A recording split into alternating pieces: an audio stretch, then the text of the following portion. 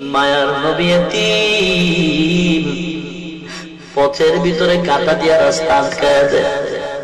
নবীর আদরের চাচা আবু তালেব কওমের লোকেরা গিয়া বিচার দিল, হে আবু তালেব, তোমার ভাতিজারে সাবধান করো, বেশি কথা বলে, আমাদের ধর্মের বিরুদ্ধে কথা কয়। আবু তালেব আমার মায়ের নবীরে ডাকলেন, ভাতিজা, তুমি কেন আমাদের ধর্মের বিরুদ্ধে কথা বলো রে ভাতিজা, সাবধান, কেন তুমি আমাদের ধর্মের বিরুদ্ধে কথা বলো, জবাব দাও। মায়ার নবী চুপ হয়ে দাঁড়িয়ে কান্না শুরু করলেন। আবু তালেব বলে, রে ভাতিজা, জবাব দাও, কেন কাঁদো?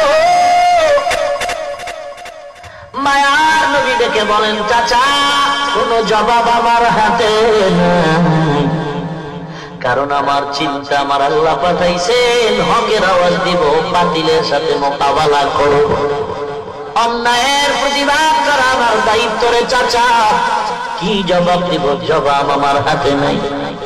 আবু তালিব বলে, রে ভাতিজা, যাও যাও, আমি আবু তালিব চালে সুরে দিলাম, তোমার কাজ তুমি চালাও, একটা ফুলের টোকা তোমার শরীরে আমি আবু তালেব বেঁচে থাকতে লাগতে দিব না।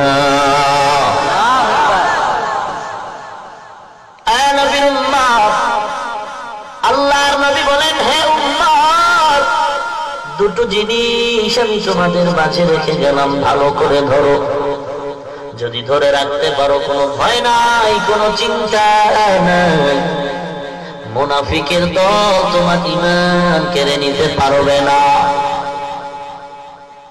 এক নাম্বার, দুই নাম্বার, দুটো জিনিস ভালো করে খেয়াল করেন। মায়ার নবীর হাদিস পড়েছি খুতবায়, আবার পড়ি, খেয়াল করবেন। قال رسول الله صلى الله عليه وسلم تركت فيكم أمرين لن تضلوا ما تمسكتم بهما كتاب الله وسنة رسوله। দুটো জিনিস রেখে গেলাম, ধরে নাও, কোনো ভয় নাই।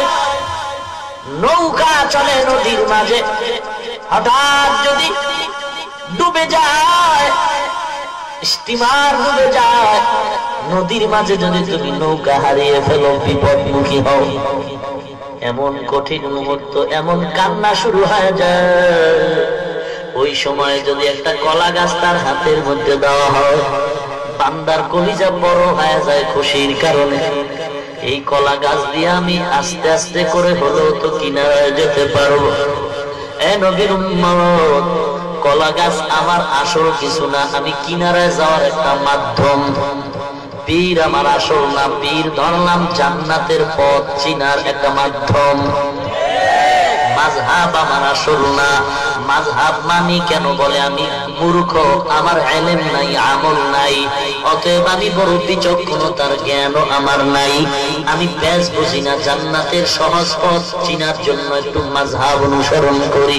হে মুমিন, কারণ মন মতো জিন্দেগি চালানো যাবে না, মন মতো জীবন চালাইতে গিয়া কেউ নাজাতের রাস্তা খুঁজে পায় নাই, অতএব কারো না কারো মুরব্বি মেনে চলতে হবে। মুরব্বি ছাড়া যারা চলবে তারা জাহেলিয়াতের মতো ধ্বংস হয়ে যাবে। যার কোনো মুরব্বির প্রয়োজন মনে করে না, ইবলিস কিন্তু মরে নাই, ওই ইবলিস এসে ওই বান্দার মুরব্বি হয়ে যায়। ইবলিস সিনার ভিতরে ঢুকে রগে রগে দৌড়ায়, দৌড়ায় দৌড়ায় ধোঁকা দেয়, আমি বড় আলেম, আমি বড় মুফতি সাহেব, আমি বড় মুহাদ্দিস সাহেব, আমি তো বড় কিছু জানি, আমার কত বড় টাইটেল, আমার মতো বক্তা কেউ নাই, আমার মতো আলেম কেউ নাই, আমার মতো মুহাদ্দিস কেউ নাই, সব দিক দিয়ে তাকায় দেখি আমি সবার বড়, আমি সবার বড়।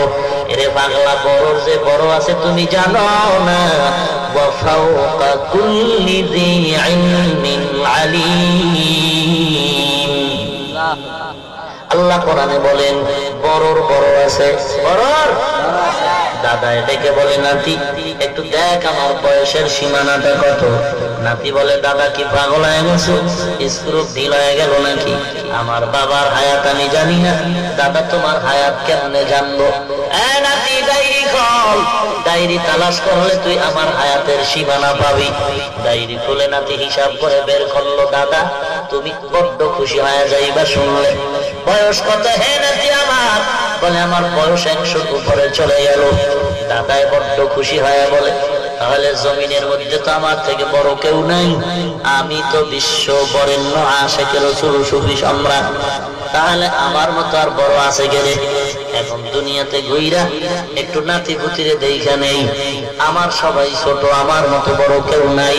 চল নাতি চল। নাতির হাতটা ধরছে এক হাত দিয়া, আর এক হাতে একটা বেতের লাঠি নিয়ে। দাদায় পায়চারি করতেছে, হাঁটতেছে, গ্রাম ঘুরতেছে, আমার মতো বড় কেউ নাই, অতএব যারে দেখে উল্টা পাল্টা তারে আমার ভক্ত বানানো। হাঁটতে হাঁটতে মারেফতের খানকা বটগাছ তলায় হাজির। কিসের খানকা? মারেফতের খানকা। বলে কেন? বলে বটগাছে যেমন জ্বর, মারেফতওয়ালাদের চুলের ভিতরেও তেমন জ্বর। আর অধিকাংশ বটগাছের গোড়ায় আসর মিলায় দেখ বয় লাল শালু বিন্দায়। কথা বলেন না কেন?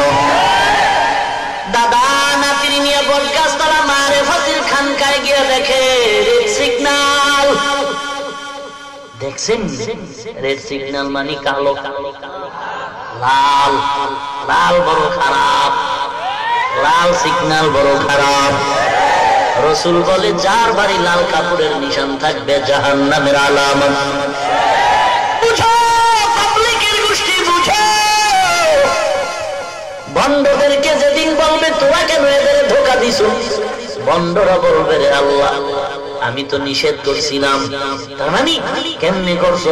লাল কাপড় দিয়া বলছিলাম আসবি না, রেড সিগন্যাল। এই যে আমি লাল কালারের রুমাল পরি, একস লাল রঙের রুমাল পরাও পুরুষের জন্য নিষেধ। লালের সাথে সাদা মিক্স আছে, এজন্য কোনো নিষেধ নাই। অতএব লাল লাল একস লাল নিরেট লাল ব্যবহার করা নিষেধ। হে মুমিন, লাল দুনিয়াওয়ালাদের জন্য সিগন্যাল ভয়ানক। লাশের গাড়ির বহরে লাল পতাকা। কথা বলেন না কেন? লাল পতাকা দেখলেই মানুষ ভয় পায়, ওখানে গেলে বিপদ। বিপদ একজন আর হইছে জন্য লাল